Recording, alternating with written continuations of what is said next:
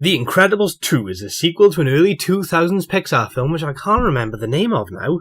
That's it! Finding Nemo! In this sequel, a wealthy benefactor acquires the crime-fighting services of family matriarch Helen, meaning Patriarch Bob is tasked with the more conventional, relatively speaking, parenting duties. This simple, familiar premise is expertly enriched. Some minor adjustments, courtesy of Brad Bird's writing, make the idea feel new. There are stunningly choreographed, inventively crafted fight scenes that deliver every piece of tension and excitement they aim to, and any action involving Frozone is so graceful and energetic. All returning cast members provide equally as invested performances as in the first film, but newcomer Bob Odenkirk is well cast as a cheerful and wealthy hero worshipper, while his tech-savvy sister is given a natural speaking style courtesy of Isabella Rosselini. These characters are well used. They're both given hidden depths that service the story and texture this already 3D world in ways that the animation alone couldn't. Oh, that is not a bad line. Well done, me. Oh no, I'm still recording.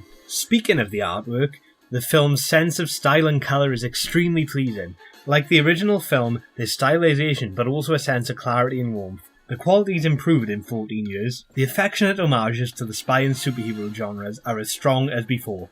Meticulously crafted pieces of amusing and rational character interaction introduce relatability into an obviously fantasy-based film that allows deeper investment. One enjoyable scene includes Bob's difficulty to help his son Dash with maths homework. There are other welcome features, like the increased role of Violet's crush Tony Ridinger, whose actor Michael Bird is given more opportunity to show his comic timing and believable teenager demeanour. Just Google to check he wasn't a teenager, so that compliment was valid. The film isn't without negative points though. I should point out these are only personal issues, and plenty of viewers are likely to disagree. The humour involving Jack the Baby's powers began as entertaining, but soon became overbearing, obvious, and distorted the film's flow. A lot of these powers could have been removed without hindering the film at all. If I wanted to see a big-headed creature with questionable hair making baby noises, I'd look in the mirror while making baby noises, and believe me, I do exactly that. I don't really. Not for a few hours now anyway. There are valid reasons to find these scenes enjoyable, but humour is notoriously subjective and they simply fail to resonate with me. Another issue is the villain. While the design and their name, the Screenslaver, were both clever, the identity reveal felt extremely predictable, and their backstory felt unoriginal.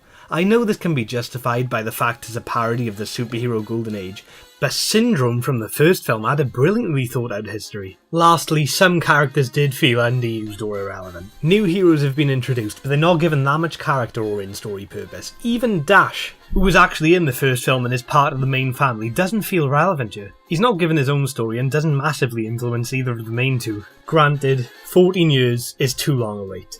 If it was 13 years and 8 months, I'd be giving full marks, but those extra few months ruined that. It actually might have been 13 years and 4 months, come to think of it. I still liked more of it than I disliked, and if there was less of a time gap between the two films, there'd be far less questioning about whether it was a worthy sequel or not. I'd give it a 7 out of 10. Hopefully I'll have made this video before they start replaying this film on TCM.